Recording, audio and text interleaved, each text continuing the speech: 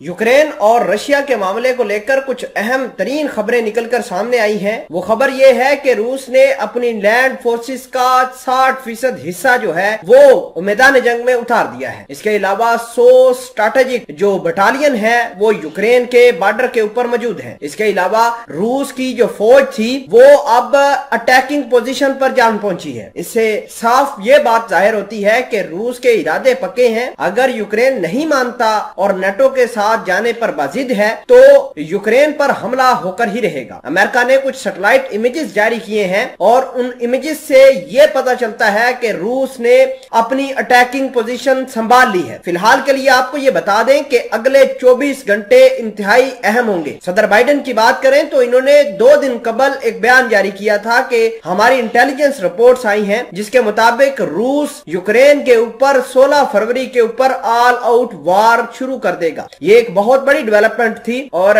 उस डेवलपमेंट को लेकर कुछ और मजीद आपके साथ खबरें शेयर करनी है। छोटी सी गुजारिश है कि आप हमारा यूट्यूब चैनल हसनात टीवी को सब्सक्राइब करके पास मौजूद घंटी के निशान को दबा लें ताकि लेटेस्ट न्यूज आप तक बर वक्त पहुंचती रहे। अगर रूस ने अपनी 100 बटालियन स्ट्रैटेजिक जो है वो यूक्रेन के बॉर्डर के ऊपर तैनात कर दी है, अगर रूसी फौज ने अपनी अटैकिंग पोजीशन संभाल ली है तो ये समझ लीजिए कि यूक्रेन भी बाजिद है। यूक्रेन नेटो के साथ जाने के लिए तैयार है और यूक्रेन के साथ जो होगा, यूक्रेन के साथ जो मामला पेश आएगा इसकी जो फॉरकास्टिंग करना, अजम्पशन करना ये कबल अज वक्त होगा। फिलहाल के लिए आपको ये बता दें कि अमेरिका ने इनको बैक करना छोड़ दिया है। अमेरिका खाली सैटेलाइट इमेजेस जारी कर रहा है, इंटेलिजेंस रिपोर्ट्स दे रहा है। इनके जर्नैल वगैरह अमेरिका की जो सिक्योरिटी फोर्सेस हैं वो सारे के सारे यूक्रेन से भाग गए हैं, अपनी एम्बेसी बंद कर चुके हैं, अपने लोगों को निकाल कर ले चुके हैं, क्योंकि अमेरिका को एक बात समझ में आ गई है कि अगर हम यूक्रेन के अंदर फंस गए तो हमें कोई बचाने भी नहीं आएगा। दूसरी जानब रूस ने अपनी पोजीशन क्यों संभाली है,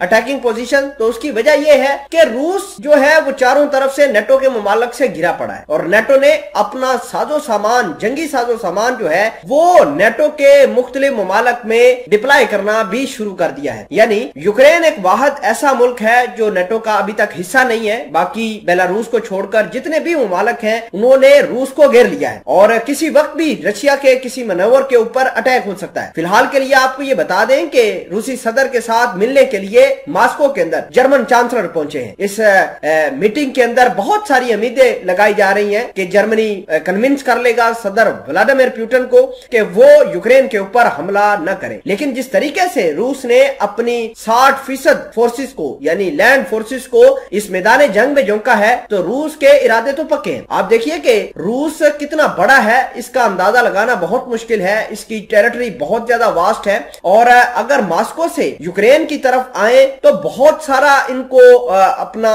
साजो सामान एक जगह से दूसरा जगह मुंतकिल करने में काफी परेशानी आ सकती है। लेकिन इन तमाम तर परेशानियों को पसे पर्दा डालकर रशिया फिर भी अपने हथियारों को, अपने एमुनिशन सिस्टम को, डिफेंस सिस्टम को, स्ट्रैटेजिक बटालियन को यूक्रेन के बॉर्डर के ऊपर तैनात कर रहा है। 100 बटालियन जो है स्ट्रैटेजिक वो तो तैनात हो चुकी है। इतलात ये आ रही है कि 14 मजीद बटालियन जो है वो रूसी फोर्सेस की यूक्रेन के बॉर्डर के ऊपर तैनात की जाएंगी। नाजरीन ग्रामी, अगर हम बात करें नेटो की तो नेटो इस तमाम तर सिनेरियो के हवाले से काफी खामोश नजर आता है क्योंकि उसको पता है कि रूस के सामने नेटो टिक नहीं पाएगा। अगर यह बात होती तो ये कब के यूक्रेन को नेटो के अंदर शामिल कर लेते। लेकिन व्लादिमीर पुतिन ने कहा है कि यूक्रेन उनकी रेड लाइन है। अगर यूक्रेन को नेटो के अंदर शामिल किया गया तो रेड लाइन नेटो क्रॉस करेगा और नेटो के ऊपर फिर हम प्रहार करेंगे। ये एक बड़ी अनयूजुअल सी डेवलपमेंट है कि रूस ने जिस जगह अपनी एमेसिएशन की थी, जिस जगह पर मौजूद थे, वो जगह छोड़कर अब अटैकिंग पोजीशन पर चले गए।